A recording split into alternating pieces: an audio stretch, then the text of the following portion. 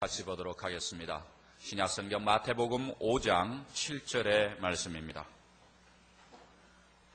여러분이 가지고 계시는 신약성경의 5페이지 정도에 있습니다. 마태복음 5장 7절의 말씀입니다. 우리가 함께 같이 읽도록 하겠습니다. 같이 읽습니다. 긍휼히 여기는 자는 복이 있나니 저희가 긍휼히 여김을 받을 것이며. 아멘. 읽어드린 이 말씀을 중심으로 해서 왜 긍휼히 여겨야 하는가라는 제목으로 우리 옥하는 목사님께서 말씀을 전해 주시겠습니다.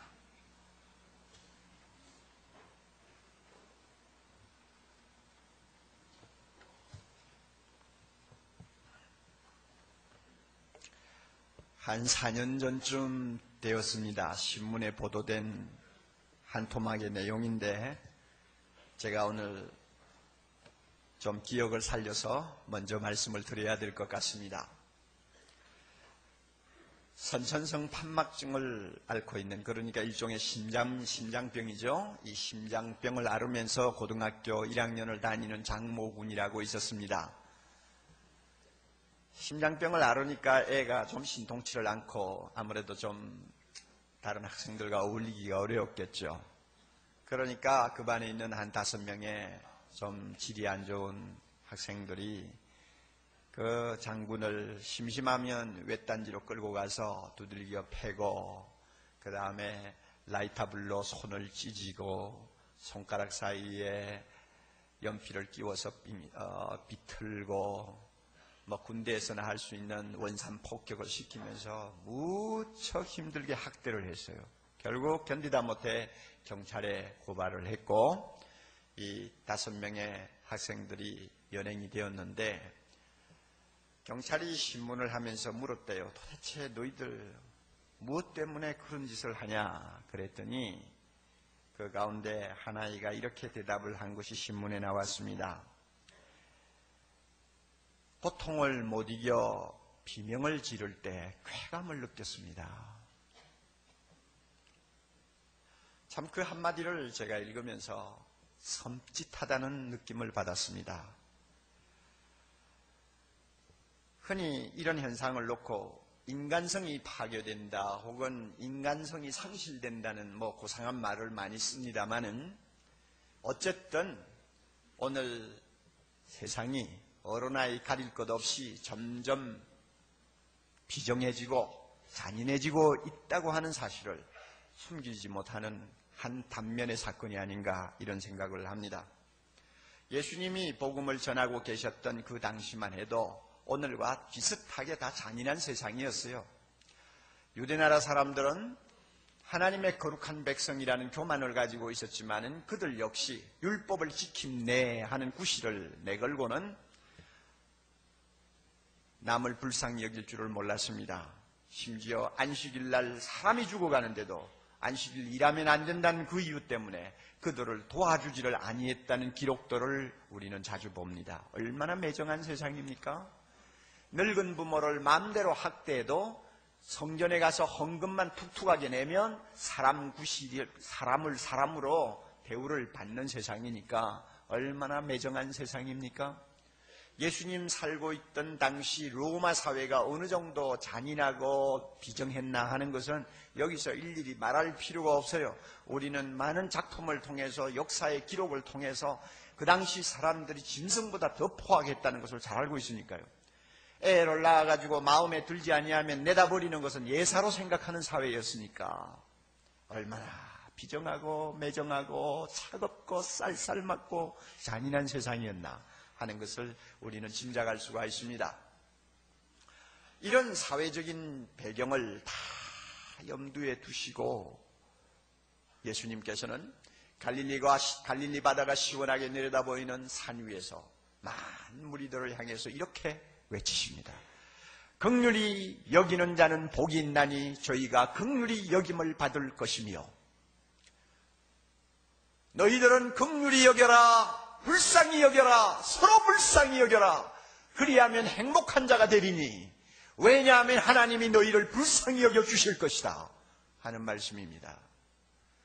어떻게 보면은 돌아가는 세상하고는 정반대의 교훈을 하시는 것 같습니다. 매정하고 차갑고 냉정한 세상에서는 이를 악물고 정을 억제해야 되고 살아남기 위해서 표독스러운 그런 생활을 해야 나도 뭔가 사람으로서의 대접을 받을 수 있는데, 주님은 거꾸로 긍휼히 여겨라, 그래야만이 행복한 자가 될 수 있다. 긍휼히 여겨라, 그래야만이 너희는 하나님의 긍휼을 받을 수가 있다 하고 말씀합니다. 우리가 오늘 이 말씀, 주님의 이 외치시는 말씀을 통해서 하나님의 음성을 들을 수 있는 시간이 되기를 바랍니다. 그리고 우리 모두가 왜 긍휼히 여겨야 되는가에 대해서 다시 한번 깊이 깨닫는 시간이 되고, 깨닫는 그 시간 성령께서 우리 마음에 기름 부어주셔서 우리 모두가 이 세상을 살맛나게 만드는 긍휼을 베푸는 사람으로 변화되어 돌아갈 수 있기를 바랍니다. 긍휼이라는 말은 요즘 잘 안 쓰는 용어입니다. 저나 여러분이나 밖에 나가서 이 말 잘 안 써요. 어떻게 보면은 이미 고어가 되어버렸어요. 사전을 찾아보면 남을 불쌍히 여겨서 돕는 것이 긍휼이라고 나옵니다. 그렇지만 성경에서 하나님을 놓고 긍휼이라고 하는 말을 쓸 때는 그 정도 설명 가지고는 그 깊은 차원을 다 담을 수가 없어요. 긍휼이란 뭐냐? 흘러넘치는 사랑을 주체하지 못하시는 하나님께서 한없이 약하고 한없이 악한 사람들을 대할 때 보여주는 태도를 말합니다. 한없이 악하지요. 한없이 약하지요. 그럼에도 불구하고 사랑을 주체하지 못하는 하나님이 우리 인간을 다루실 때 보여주는 행동 양식이 긍휼입니다. 그래서 이 말은 성경 내용의 그 의미 따라서 여러 가지로 번역이 됩니다. 인자라고도 하고 자비라고도 하고 사랑이라고도 하고 또 불쌍히 여긴다는 말로도 번역이 되고 민망히 여긴다는 말로 번역이 됩니다. 그만큼 폭이 넓고 차원이 심오한 것입니다. 그러면 하나님께서 우리 인간을 대하시는 사랑의 태도라고 한다면 어떤 태도를 말하는 것인가? 어떤 하나님의 태도가 긍휼인가? 참 이것을 참 우리가 아주 마음에 확 닿을 수 있는 어떤 개념을 가지고 좀 제가 여러분에게 소개하고 싶어서 여러 가지 참고될 만한 책들을 많이 찾아보았는데, 그런 대로 한마디를 찾았어요. 현대말로요. 우리를 사랑으로 대하시는 하나님의 태도, 그 태도를 좀 말할 수 있는 어떤 표현, 긍휼을 이야기할 수 있는 표현, 그것이 뭘까? 동일시라는 말이 있습니다. 요즘에 동일시. 어려움에 처한 어떤 형제가 있잖아요. 그러면 그 형제의 처지에 나를 갖다 놓고 그 형제 입장에서 할 수만 있다면 같이 느끼고 같이 보고 같이 말하고 같이 행동하고 또 할 수만 있다면 그 처지에서 그를 도와주려고 하는 것, 이것을 일컬어서 동일시학이라고 말합니다. 심리학에서는 감정이입이라는 좀 고상한 말로도 표현하는 것 같은데, 아무튼 나를 어떤 사람의 입장에 두고 함께 같이 생각하려고 하는 마음 자세, 이것을 동일시라고 하는데, 하나님의 긍휼을 설명할 수 있는 가장 좋은 말이 아닌가 저는 생각을 합니다. 하나님이 우리를 보실 때 어떤 마음을 가지고 보시느냐? 내가 할 수 있으면 너 처지에서 너를 좀 생각해 보고 싶다. 네가 느끼는 것, 네가 당하는 것, 네가 행동하는 모든 것을 내가 좀 같이 해보면서 너를 좀 이해하고 싶다 하는 그 마음을 갖고 계시는데, 바로 그게 긍휼이라는 것입니다. 이런 점에서 볼 때 하나님만큼 우리를 완벽하게 긍휼히 여기시는 분이 또 없어요. 왜 그런가 하면 하나님은 그렇게 하셨으니까요. 동일시 하셨으니까. 여러분, 하나님이 사람이 되셔서 이 세상에 오신 분이 누굽니까? 예수님이죠. 예수님은 사람이 되신 하나님이에요. 그렇다면 예수님이 하나님으로서 사람이 되셨다는 것을 신학적으로 우리는 성육신 혹은 화육신이라고 그러는데, 이 성육신을 보면 하나님의 긍휼이 요구하는 모든 조건을 완벽하게 갖추었습니다. 빌립보 2장 7절 8절 이하에 보면 놀라운 말씀이 있습니다. 하나님이신 예수님이 우리의 처지가 되시기 위해서 뭘 하셨느냐? 자기를 비어 하나님으로서의 모든 영광과 특권을 다 포기하셨다는 말입니다. 자기를 비었다. 그 다음에 사람과 같이 되셨다. 우리의 모습을 입고 우리 처지로 내려오셨어요. 그 다음에 히브리서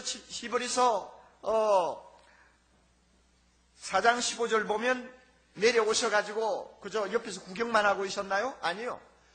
우리와 똑같이 시험을 당하셨다. 그렇게 말씀하시고 그 다음에 히브리서 2장 18절 보면 시험만 당하고 아무것도 안 했어요? 아니요.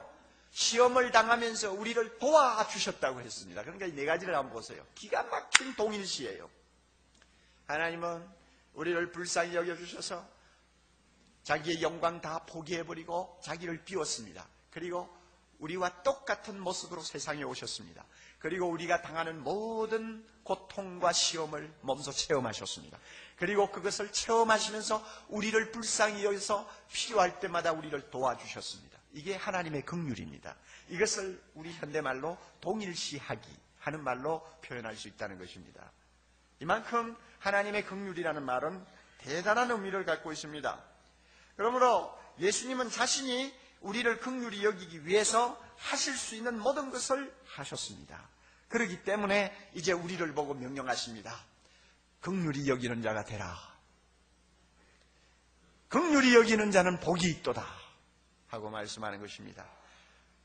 그런데 사실 참 하나님이 우리를 긍휼히 여기시듯이 긍휼히 여기는 게 쉬운 일입니까? 천하에 말은 쉽게 할 수 있을지 모르지만 막상 실천하려면요, 이거는 요원한 이야기처럼 들립니다. 형제가 어려움에 처했을 때 한두 번 도와주기는 쉬워요. 형제 사이에도 어려움을 당할 때 몇 번은 울어주고 같이 잠을 자지 않고 고민은 해주기 쉬워요. 그러나 계속 어려움을 당하는 형제를 위해서 내가 그의 처지가 되어 나를 비우면서 나의 것을 나누어 주면서 함께 고통을 감수하고 필요하면 그가 원하는 것을 내가 해줄 수 있느냐 하고 물을 때 쉽지 않죠.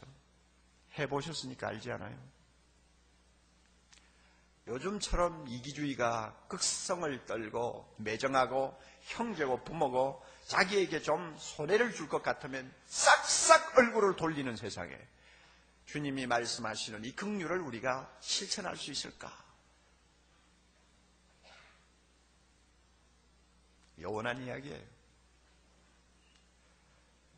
그럼에도 불구하고 예수님은 무엇 때문에 우리에게 긍휼히 여기라고 하시나? 못할 줄을 알면서 왜 이 말씀을 가지고 우리에게 스트레스 주고 부담을 주시느냐?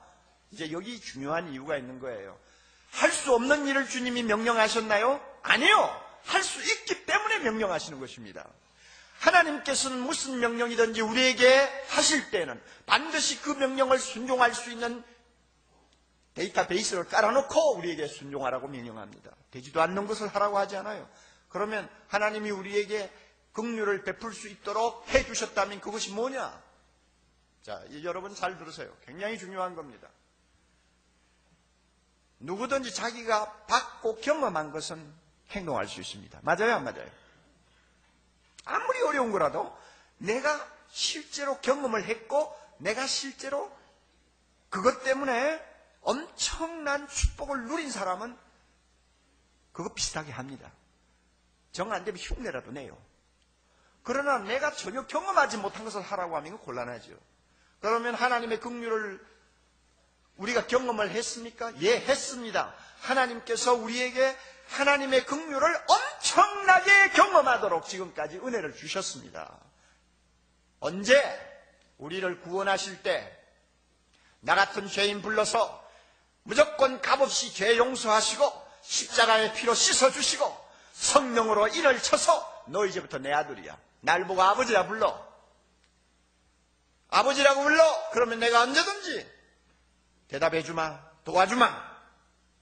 하나님이 이렇게 약속하시면서 우리를 구원하셨습니다. 할렐루야. 믿습니까? 안 믿습니까? 믿죠? 믿으니까 오늘 이 시간 나오셔서 예배 드리는 거 아닙니까? 그러면 하나님이 이렇게 우리를 구원하신 것은 그냥 하나님이 그냥 마음이 좀 내끼니까 해주신 거요? 아니요. 하나님 편에서는 엄청난 긍휼을 쏟아주셨기 때문에 우리를 구원할 수 있었습니다. 에베소 2장 4절에 보면 이런 말씀이 있습니다. 긍휼에 풍성하신 하나님. 긍휼에 풍성하신 하나님. 이 말을 좀 쉽게 바꾸면 긍휼이 흘러넘칠 만큼 풍성하신 하나님이 우리를 불쌍히 여기는 그 긍휼한 마음을 견디지 못해가지고 뭘 하셨느냐? 허물로 죽은 우리를 그리스도와 함께 살리셨다 그랬습니다. 그러니까 따지고 보면 하나님이 왜 나 같은 것을 불러서 구원하셨느냐? 너무너무 불쌍해가지고 가만히 있을 수가 없어서 우리를 불러서 구원하셨습니다. 그래가지고 십자가의 은혜로 우리 가슴에는 하나님의 긍휼이 막 쏟아졌어요.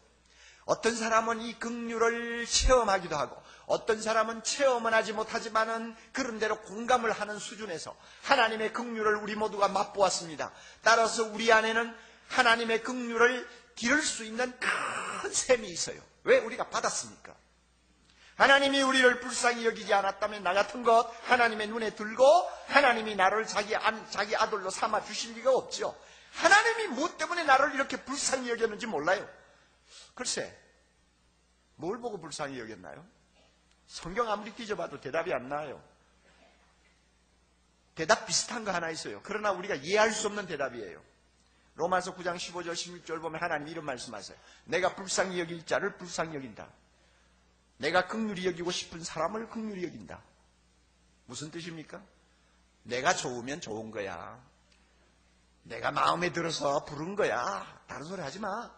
그러니까 다른 박질 한다고 내 눈에 드는 것도 아니고 원한다고 내 눈에 드는 것도 아니다. 순전히 내가 봐서 저놈 괜찮네, 좋네 하고 부른 것이 우리를 불쌍히 여기게 된 동기라고 말합니다. 여러분, 우리가 무슨 죄로 하나님의 눈에 불쌍히 여김을 받습니까? 상상할 수 있어요? 못하지요. 초등학교 애들이 1학년 학교에 들어가면은 제일 큰 관심사가 뭐예요? 여러분은 어릴 때 해보셔서 다 잊어버렸죠? 예, 저도 어릴 때 일이니까 별로 기억이 없습니다만 빤해요. 처음에 학교 가서 담임 선생님이 이쁜 여학생 여선생님을 만나면 애들이 막 흥분하죠? 그 다음에 뭘 원합니까? 선생님이 한 분이라도 자기를 더 봐주는 걸 원해요. 그래가지고 별의별 짓을 다 하죠, 앞에서. 예, 웃기다고, 예! 하기도 하고, 선생님! 하기도 하고, 야단이죠. 자, 그렇게 하는데, 선생님이 보고, 가만히 보면, 또 어쩌다가 자기 눈에 드는 사람이 있어요. 드는 애가 있어요. 그럼 그 애를 다른 애보다는 약간 다르게 대우를 합니다. 심부름도 하나 더 시키고, 한 번이라도 눈을 더 주고, 한 번이라도 웃어줍니다. 그러면 다른 애들이 생각할 때, 선생님 저 왜 저러나? 저의 엄마는 뒷거래를 많이 했나 보다. 그런 생각 안 하죠. 초등학교 애들, 순진한 아이들은 생각 안 하죠. 그저 부럽다 하는 생각만 하고 입을 딱 벌리고 쳐다보는 거야. 이유가 없어요. 그런 이유 물으면 선생님에게 내가 보니까 저 애 참 귀여워서 내가 조금 마음을 더 준 것뿐이다. 그거 그렇게 말하면 끝나는 거예요. 하나님이 나 같은 것을 구원해 주신 것도 그건 마찬가지입니다. 이유가 없어요. 하나님 뭐라고? 내가 불쌍히 여기고 싶어서 불쌍히 여겼다. 왜? 내가 긍휼히 여기고 싶어서 긍휼히 여겼다. 왜? 그거예요.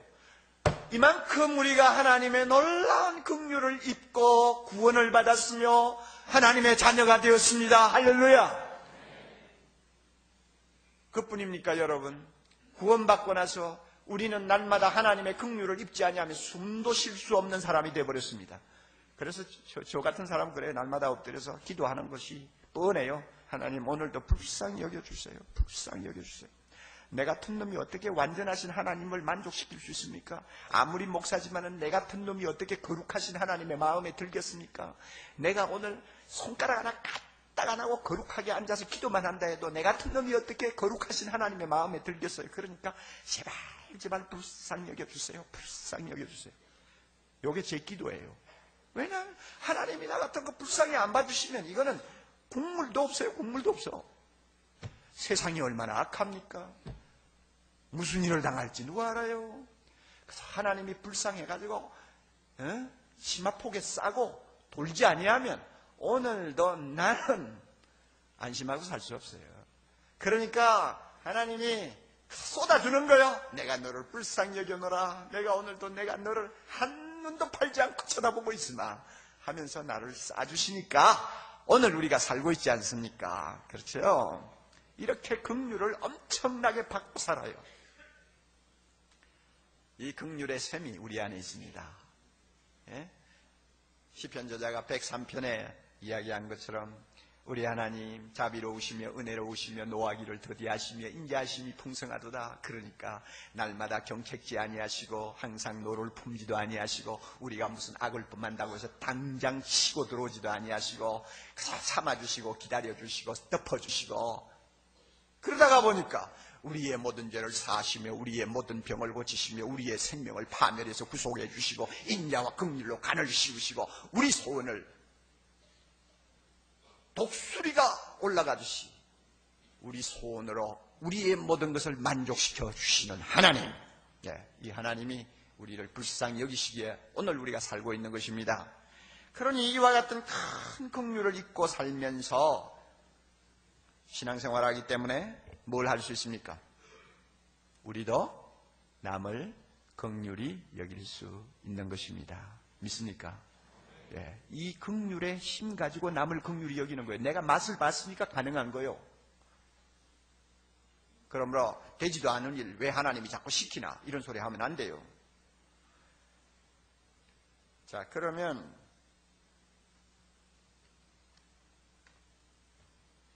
우리가 이제 다른 형제들을 긍휼히 여겨야 되겠는데 다시 말씀드립니다. 할 수 있어요, 없어요?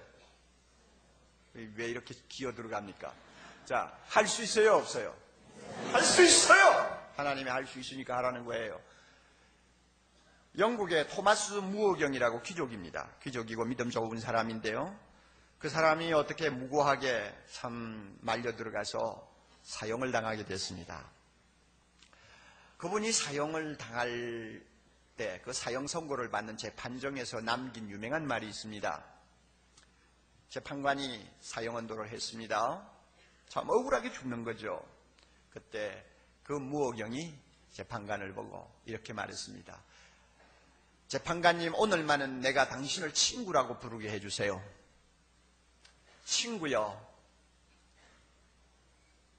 당신과 나와의 관계는 바울과 스데반의 관계처럼 되기를 원합니다. 바울은 스데반을 미워해서 돌로 쳐 죽인 사람입니다.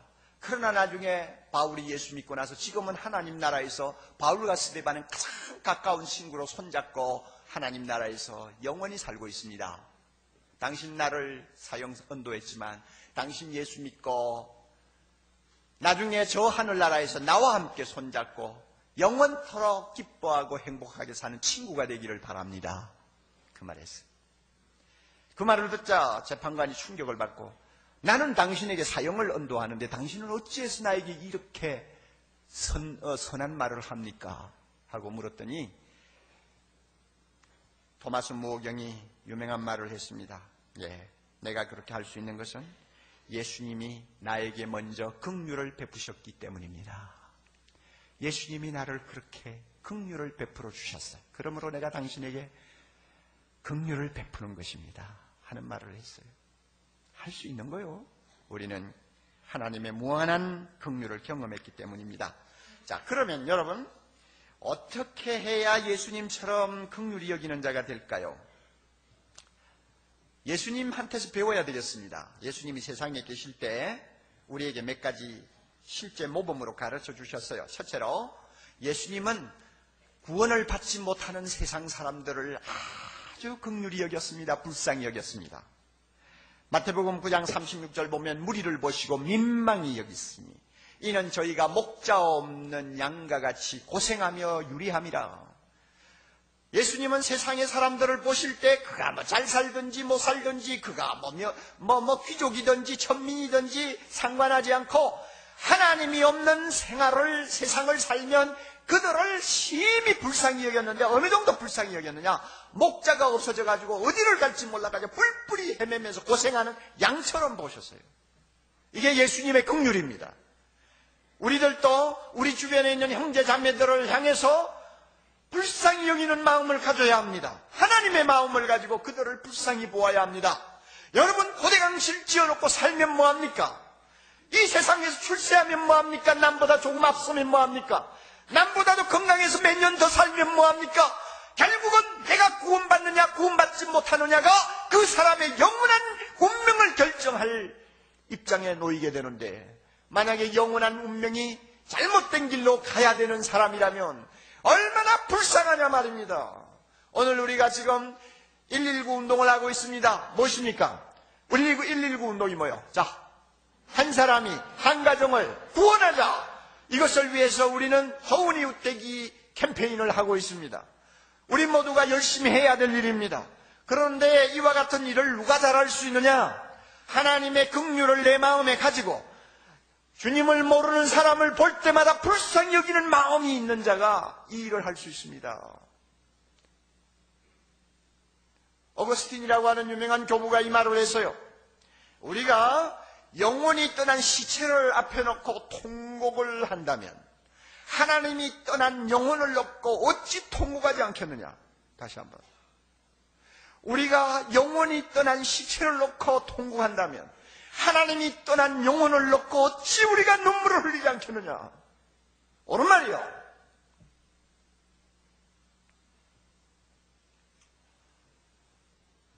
저에게 친구가 하나 있습니다.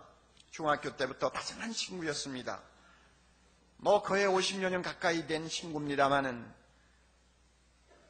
친구면서도 가까워지지 못하는 벽을 가지고 있어요. 왜 그런가 하면 저는 예수 믿는 정도가 아니고 교회 목사고, 그 친구는 지금까지 안 믿어요. 그러니까 아무리 다정하고 가깝고 내내해도요, 참 영적으로 안 통하니까 참 힘들더군요. 그러니 그 친구는 지금도 너 제일 가까운 친구가 누구냐 하면 옥하놈이라고 해요. 근데 날 보고 물으라면 그 사람 말 안 해요. 좋은 대학 나와서 참 그런대로 나름대로 부부가 참 의미 있고 잘 사는 사람입니다. 그리고 아들 둘도 인류대학 좋은 과를 나와서 아주 내로라하고 사는 사람인데 참 예수를 안 믿어요. 그런데 한 7년 만에 저에게 전화가 왔어요. 제가 땀을 흘리고 나서 옷을 제대로 입지도 못하고 전화를 받았는데 그 친구예요. 그래서 기뻐가지고 서로 안부 묻고 잘 있냐 한참 이야기를 하다가 이제 저의 이제 관심은 이거죠. 너 아직 예수 안 믿지? 안 믿는데 이제 나오지. 더 이상 버티지 말고 나오지. 그랬더니 그 친구가 하는 말이 저에게 참 아픔을 주었어요. 그리고 불쌍하다는 마음을 막 어떻게 억누르지 못하게 만들었어요.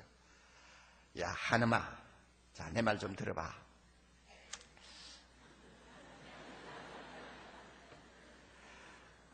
나는 아직은 멀었어. 좀 할 일이 너무 많아.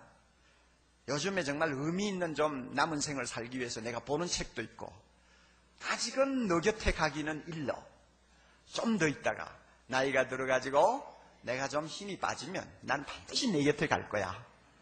그때 가서 잘 믿을게. 조금만 봐주어.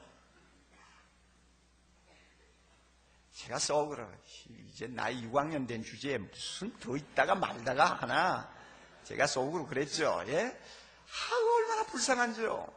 여러분, 참 캄캄하면 어쩔 수가 없어요. 그래서 영적으로 눈이 어두워지면 어쩔 수가 없어요. 어쩔 수가 없어. 그러니까 하나님이 불쌍히 여기신 거죠. 정말 목자 없는 양처럼 도대체 갈팡질팡이야. 그래, 앞으로 몇 년 동안 의미 있게 살면 뭐 하는 거요? 그렇잖아요. 그래서 그 친구 때문에 쏘가리를 하면서 계속 전화통을 쥐고 있다가 감기가 들어가지고 일주일 동안 내가 얼마나 고민하는지 몰라. 얼마나 불쌍해. 그래서 요즘에는 날마다 그 친구 생각하고 기도해요. 불쌍히 여겨야 합니다. 이게 주님의 긍휼입니다. 또 우리가 긍휼히 여기기 위해서는 예수님에게 배울 것이 있는데, 예수님은 고통 중에 있는 자들을 특별히 긍휼히 여기셨습니다. 병든 자, 그 다음에 장애인, 또 세상에서 버림받고 천대받는 죄인들, 귀신 들린 자, 이런 사람들을 주님이 얼마나 불쌍히 여기셨는지 모릅니다. 마가복음 1장 41절 이하에 보면은 참 가슴 뿌듯한 이야기가 나오죠. 나병 환자가 어떻게 죽을 고생을 해가지고 예수님 앞에까지 왔어요. 이거 아마 생명 걸고 찾아온 것일 거예요. 뭐 돌멩이 맞으면 죽는데 어떻게 예수님 앞에까지 왔어요. 그리고는 뭐라고 그랬어요? 선생님이 원하시면 저를 깨끗게 할 수 있습니다. 얼마나 눈물겨운 하소연이요. 예수님이 그의 모습을 보시고 성경에 이렇게 했습니다. 불쌍히 여기셔서 그의 손을 내밀어 문둥이 몸에 대시면서 내가 원하노니 깨끗함을 받으라. 그 말씀 하니까 그 환자가 고침을 받았어요. 예수님은 얼마나 마음에 고통당하는 자, 불행한 자를 불쌍히 여기는지 몰라요. 누가복음에 가보면은 7장에 참 그 가슴도 참 뜨거워지는 모습이 하나 나옵니다. 나인성이라는 작은 동네를 지나가시는데 상녀가 지나갑니다. 장례식 행렬이 지나가요. 보니까 오죽이 복이 없고 팔자 사나웠으면 결혼해서 아들 하나 낳고는 남편이 죽었네요. 그 아들 하나가 생명이요 훅 불면 날아갈까 정말로 날마다 두근거리면서 키운 아들인데 아니 한 20대 초반이 된 아들이 갑자기 죽어버렸네. 그 가부가 세상 살맛이 나겠어요. 장례 뒤를 따라가면서 흐느끼고 우는 모습을 보았습니다. 그때 성경에 뭐라고 그랬습니까? 주님께서 가부를 보시고 불쌍히 여기셨다. 불쌍히 여기셨다. 그리고 하시는 말씀이 울지 말라. 울지 말라. 울지 말라. 그리고는 관에 손을 얹으시고 청년아 내가 명하노니 일어나라. 얼마나 감동적인 장면인지 몰라요. 우리 예수님은 세상에서 고통당하고 괴로움당하는 많은 사람들을 불쌍히 여겼습니다. 우리도 그렇게 해야 합니다. 우리가 눈높이를 조금만 낮추고 주변을 살펴보면은 긍휼을 애타게 기다리는 사람들이 주변에 너무 많습니다. 사랑하는 형제자매 여러분, 사람을 불쌍히 여기는 마음 가지고 대합시다. 쌀쌀한 눈을 가지고 사람을 보지 맙시다. 예수님은 그렇게 하지 않으셨습니다.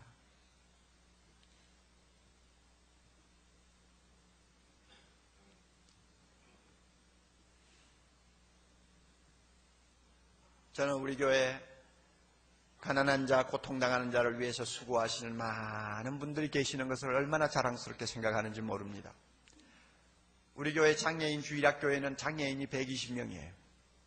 그 120명을 위해서 수고하시는 교사가 120명이요. 그러니까 장애인 하나에 교사 하나요. 왜냐하면 이거는 이 어린애들은 정상적인 아이들이 아니니까 다루기가 얼마나 힘드는지 몰라요. 소리 지르죠, 말 안 듣죠, 물어뜯지요, 도망가죠. 보통 힘든 거 아니에요. 이런 아이들을 사랑하는 마음으로 껴안고 일하는 교사들이 120명. 그리고 소년소녀 가장들을 위해서 남부르게 추우나 더우나 찾아다니면서 위로하고 그들을 도와주는 많은 봉사자들. 죽어가는 말기 환자들을 위해서 그 옆에서 눈물을 흘리며 기도하고 그들의 그 뼈만 남은 손을 잡고 함께 이야기를 들어주는 호스피스 많은 자원봉사자들. 우리 주변에 이런 분들이 많은 것을 저는 항상 기쁘게 생각하고 자랑스럽게 생각합니다. 우리 모두가 그런 마음을 가지고 사람들을 보아야 되고 도와야 되고 그들을 위해서 함께 울고 함께 웃을 수 있는 하나님의 긍휼의 마음을 가져야 합니다. 불행하게도 자기 좀 살만하면 냉랭하게 사람들을 깔아보고 자기 스스로 잘나서 세상을 사는 것처럼 교만해야 하는 사람들이 교회 안에도 가끔 있어요. 오늘 이 시간 성령께서 그 돌강압 짚고 있는 마음을 깨트려 주시고 예수님의 마음을 가지고 우리 주변에 있는 사람들을 긍휼히 볼 수 있는 은혜를 주시기를 바랍니다. 우리는 예수님처럼 용서를 통해서 긍휼히 여길 줄 알아야 합니다. 여러분 예수님이 운명하시던 장면 기억하시죠? 누가복음 23장에 특별히 이런 말씀을 하시면서 운명하셨다고 기록했습니다.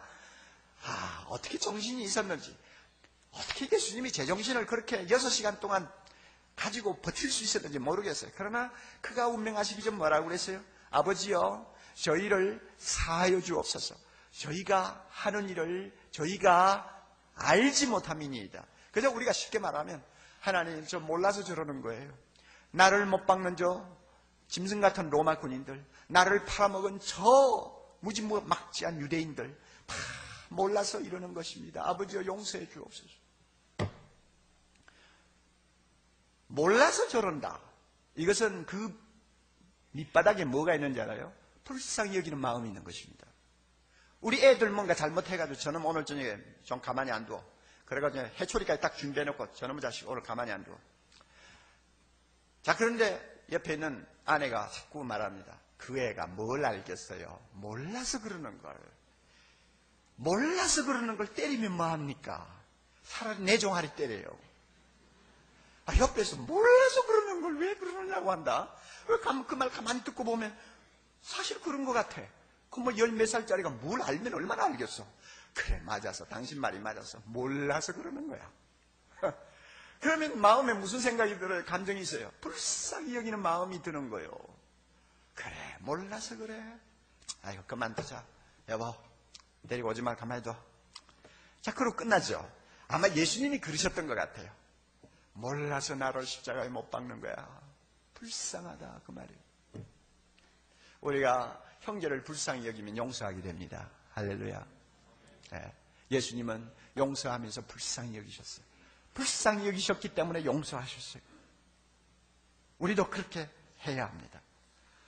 사랑하는 형제자매 여러분, 주님께서는 긍휼을 베푸는 자, 긍휼히 여기기를 원하는 자에게 행복을 약속하셨습니다. 긍휼히 여기는 자는 무엇이 있나니? 복이 있나니. 다시, 긍휼히 여기는 자는 무엇이 있나니? 복이 있나니. 너희는 행복할지니 하는 말입니다. 하나님이 행복을 약속하셨습니다. 왜 행복할까? 긍휼히 여기는 자가 행복한 이유가 있어요. 긍휼히 여기는 마음은 내 마음이 아니고 누구 마음이요? 하나님의 마음, 예수님의 마음이요. 그러니까 긍휼히 여기는 자는 자기 안에 누구 마음을 갖고 있습니까? 예수님의 마음, 하나님의 마음을 갖고 있는 것입니다. 하나님의 마음은 평안합니다. 하나님의 마음은 이기심과 갈등으로 풍랑이 일지 않습니다. 하나님 마음 소유하면 내 안에 평안이 찾아와요. 그러니까 행복하지. 행복해요. 버클리라고 하는 사람이 말한 것처럼 긍휼히 여기는 것은 하나님과 우리를 연합시키고 긍휼히 여기지 않는 것은 하나님과 우리를 갈라놓는다 그랬습니다. 우리가 긍휼히 여기면 하나님과 내가 하나가 돼요. 그의 마음이 내 마음이 되는 거요. 지난 수요일날 우리 장애부 주일학교를 담당하고 있는 송 목사님이 설교를 할 때 참 그 감동적인 말 한마디를 했어요. 그 장애 아이들을 데리고 씨름하는 120여 명의 교사들이 참 어떤 때는 하기 싫어서 내버리고 싶을 때가 많았을 거예요. 어떤 때는 막 손가락을 물려가지고 고통을 당하는 때도 있고요. 얼마나 참 어려운지 몰라요. 그러니까 막 마음을 쏟아가지고 사랑을 흠뻑 해주어야 할 수 있는 일이거든요. 그래서 그 장애 아이들을 위해 봉사를 하다가 보니 무엇을 깨달았느냐? 이렇게 하는 것은 내 마음을 가지고 하는 것이 아니고 하나님의 마음을 가지고 하는 것이구나. 이건 내 마음 아니야. 하나님의 마음이야. 하는 것을 그들이 느끼고 깨닫는데요. 그 진리입니다. 그러니까 얼마나 행복하겠습니까? 또 여러분 긍휼히 여기면 왜 행복한 자가 될 수 있습니까? 저희가 긍휼히 여김을 받을 것이며 계속해서 하나님으로부터 긍휼히 여김을 받는다는 것입니다.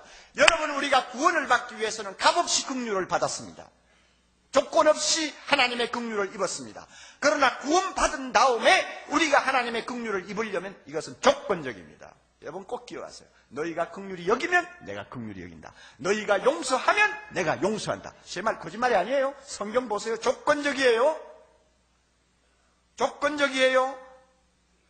누가복음 6장 38절 주라 그리하면 너희에게 줄 것이 먼저 내가 먼저 주어 내가 먼저 불쌍히 여겨 내가 먼저 구제해 내가 먼저 도와주어 그러면 내가 너를 도와준다고 말해. 주라 그리하면 너희에게 줄 것이니 곧 후이되어 누르고 흔들어 넘치도록 안겨주리라.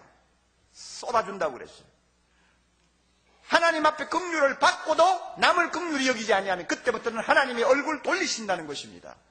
마태복음 6장 15절에도 너희가 사람의 과실을 용서하면 너희 천국께서 너희 과실을 용서해준다. 그러나 형제 용서 안 하면 나도 너희 용서 안 하겠다. 왜? 우리는 이미 하나님의 긍휼을 입고 구원을 얻은 사람이기 때문에 그 다음부터 하나님의 긍휼을 입기 위해서는 내가 순종해야 되는 거예요. 그 조건이 충족될 때마다 하나님이 나를 불쌍히 여겨주시는 것입니다. 여러분 우리가 긍휼을 실천합시다. 하나님이 우리를 불쌍히 여기실 것입니다. 하나님이 우리를 불쌍히 여기시면 우리가 얼마나 행복한 사람이 되겠어요. 주의 선하심과 인자하심이 정녕 나를 따르리니 내가 여호와의 집에 영원히 거하리로다. 날마다 하나님이 잘 봐주시고 불쌍히 여겨주시는데 세상에 겁날 건 뭐 있어요? 형통할 때나 역경을 당할 때나 하나님이 날 불쌍히 여겨주시고 내 옆에 계시는데 내가 누구를 두려워하겠습니까? 이 사람만큼 행복한 사람이 어디 있겠어요? 행복하기를 원합니까? 여러분, 긍휼히 여기십시오. 하나님의 긍휼을 더 있기를 원합니까? 먼저 긍휼히 여기십시오.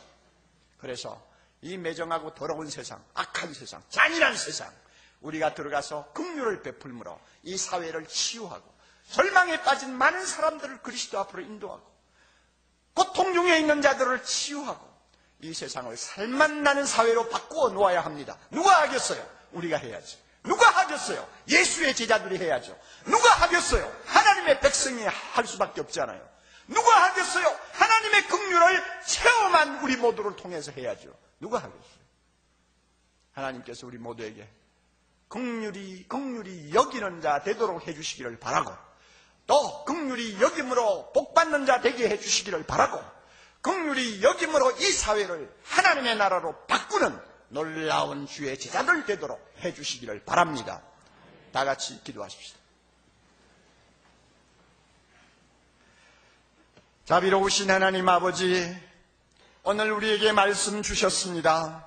긍휼히 여기는 자는 복이 있나니 저희가 긍휼히 여김을 받을 것이며, 아버지여, 이 말씀 마음에 꼭 담고 묵상하면서 이 말씀대로 순종하는 우리 모두 되게 하옵소서. 그리하여 내가 먼저 행복한 자가 되고 이 하나님의 긍휼을 모르는 많은 사람들에게 이 긍휼을 전함으로 인해서 우리 주변에 있는 모든 사람들이 행복해서 하나님을 찬송하는 영광스러운 날이 하루빨리 임하게 하옵소서. 예수님 이름으로 기도하옵나이다. 아멘.